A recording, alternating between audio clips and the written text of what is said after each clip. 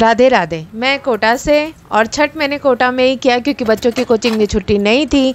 और सबसे बड़ी बात यहाँ है कि यहाँ पैसा सीमित होता है, क्योंकि घर में तो पतिदेव होते हैं तो ये ला दो वो ला दो, सब कुछ चलता रहता है, लेकिन यहाँ पर जितना दें उतने में ही सारा गुजारा करना है।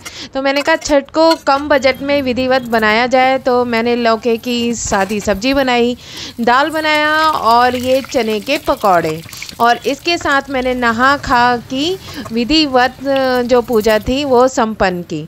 और छठ पर्व के प्रसाद ये बना दिया है, आप लोग भी आइए और ये देखिए, ये हो गए प्रसाद नहा खा का। फिर हम लोग चले भैया अगले दिन, और अगले दिन था खरना और बच्चों को भी कोचिंग जाना था, तो मैंने फटाफट उनके लिए ये बनाई सब्जी।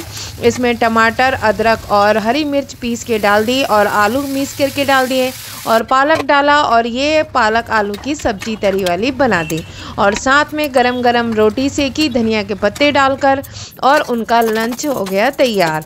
ताकि भैया हम तो व्रत हैं, लेकिन बच्चों को कमी नहीं होनी चाहिए, क्योंकि वो बाहर पढ़ते हैं, और आप तो जानते ही हैं कोटा में बच्चों को भैया बहुत टेंशन है पढ़ाई का, दिन रात वो मशीन की तरह लगे रहते हैं। तो खाना तो टाइम टू टाइम और कंपल्सरी, तो घी के साथ ये उनकी लंच थाली। फिर नहा धो के मैं चली खीर बनाने, और ये मैंने एक छोटी सी यहाँ राजस्थान की फेमस है मटकी, वो ख़रीदी, और ये चावल और गुड़ को मिक्सी में पीस लिया, क्योंकि बर्तन हमारा थोड़ा छोटा है। और ये ले लिया मैंने 1.5 किलो दूध को पतीले में डालकर, और इसमें हम लोग रख देंगे गैस के ऊपर, और धीरे धीरे बना लेंगे अपनी खीर। पूजा में आस्था ज़रूरी है और नियम, और आप बस श्रद्धा से कोई भी पूजा पाठ करें, भगवान सब देखते हैं कि हाँ भैया मजबूरी है। तो अकेले ही मैंने जितना विधिवत हो करने की कोशिश की है। और आप लोग भी बताइएगा कि कोटा का ये छठ आपको कैसा लगा। और फिर दूध खोलने के बाद इसमें हम लोगों ने डाल दिए चावल धीमी आंच पर मैंने धीरे धीरे पकाया, क्योंकि पतीली छोटी थी, दूध बाहर गिर जाता। तो बस धीरे धीरे पकाते हुए ये हम लोगों की रबड़ी की तरह हो गया चावल, और खीर बनके तैयार हो गई। लेकिन अभी इसमें गुड़ डालना बाकी था, तो गैस को मैंने कर दिया ऑफ, और उसके बाद डाला गुड़। खीर दूध और चावल इतना गर्म है कि गुड़ अपने आप पिघल जाएगा, और हम लोगों की खीर हो जाएगी तैयार। ये देखिए, है ना, रबड़ी की तरह हो गई है खीर तैयार। और मुझे नहीं पता था कि मैं इतना विधिवत इतने अच्छे से कर पाऊँगी। और ये देखिए हो गया।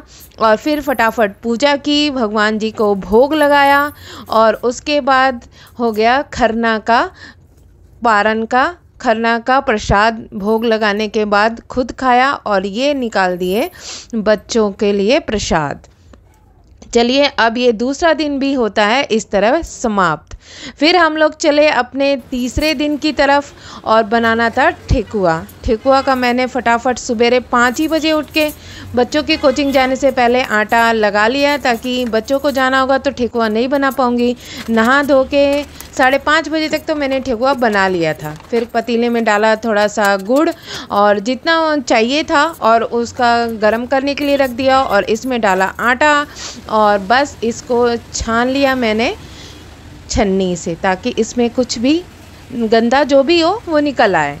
और उसके बाद फिर मैंने मतलब दोनों तरफ भागा दौड़ी में ना बच्चों की, मेरी तो कमर ढीली हो गई थी, लेकिन प्रभु है साथ ना, तो फिर किस बात का गम।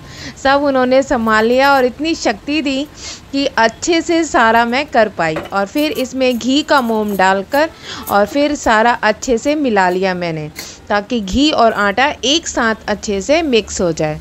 और सच कहिए कि मेरे हाथ के ओठंगन है ना, बस पूछिए ही मत। मैं तो कह रही हूँ तो मेरे मुँह पानी आ रहा है।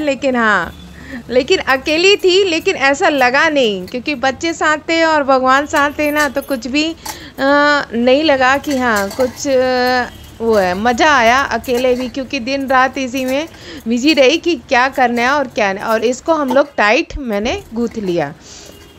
जितना ज़्यादा ढीला नहीं गूँथना है, बिल्कुल थोड़ा थोड़ा पानी डाल के। गुड़ का पानी बच भी जाए तो कोई बात नहीं है, बाद में गुड़ की चाय बनाने के काम आ जाएगा, लेकिन थोड़ा ही थोड़ा डाल के टाइट। और फिर दोनों हाथों से फटाफट इसके मैंने गोले बना लिए कि बाद में इसको ठोक ठोक के और सीधे घी में डाल दूँगी। और ये फटाफट गोले बनाते हुए मैंने सारे एक साथ बना के रख लिए कि बच्चों के उठने से पहले सारे काम, जो ये देखो बेटा उठ भी गया, सारे काम समाप्त हो जाए। तो ये देखिए बना लिया। जब तक वो अपना काम निपटाएंगे, ब्रश व्रश करेंगे, थोड़ा खाली होंगे, तब तक मैं भी खाली हो जाऊंगी। और सांचा तो था नहीं मेरे पास, फिर ये टोकरी पड़ी थी, मैंने कहा क्यों ना इसी का इस्तेमाल किया जाए। और इसी पर मैंने सारे ये ठोक ठोक के अपने ठेकुए ओठंगन बना लिए। और इतने अच्छे बने थे कि मतलब लग रहा था जैसे सांचे पे ही बनाए हो।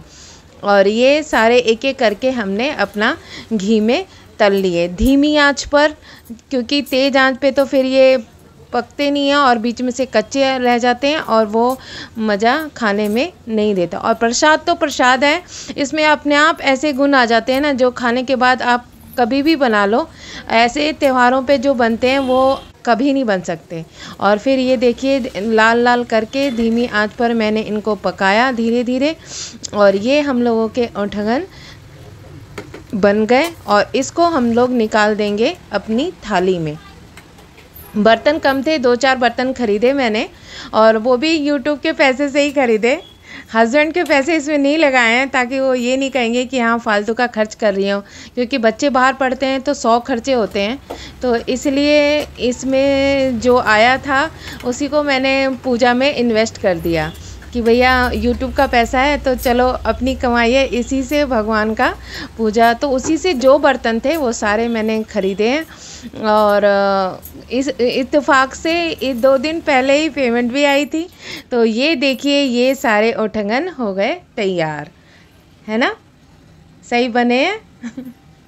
तो और इसके बाद फिर मैं लग गई बच्चों का खाना बनाने में, क्योंकि उनको भी कोचिंग जानी थी। और बस फिर मैंने क्या किया, इमली डालकर और भंडारे वाली सब्ज़ी बनाई खट्टी मीठी, और उसके साथ फटाफट तल दी पूड़ी तल के। और फिर मैंने कहा रोटी बनाने में तो टाइम लगेगा, तो फिर मैंने झटाझट यही कर दिया कि ये जल्दी भी हो जाएगा और बच्चों को भी अच्छा लगेगा कि ये नहीं कि मम्मी ने व्रत सुबह से किया बारिश हो रही थी तो बाहर निकलना संभव नहीं था। तब मैंने पानी भर के कुछ फूल की पत्तियां डाल दी और अपनी मैंने कहा चलो आज और ये देखिए बारिश की वजह से कैसे लग रहा है, जैसे कितना खूबसूरत, जैसे कायनात खुद आई हो। तो ये अर्घ के लिए पूरी तैयारी कर दी और इसके साथ मैंने अपना दिया पहला अर्घ खूबसूरती के बीच में। और कहते हैं ना जहाँ चाह होती है वहाँ राह निकल जाती है। तो आप लोगों को इस अर्घ के साथ छठ की बहुत बहुत शुभकामनाएं।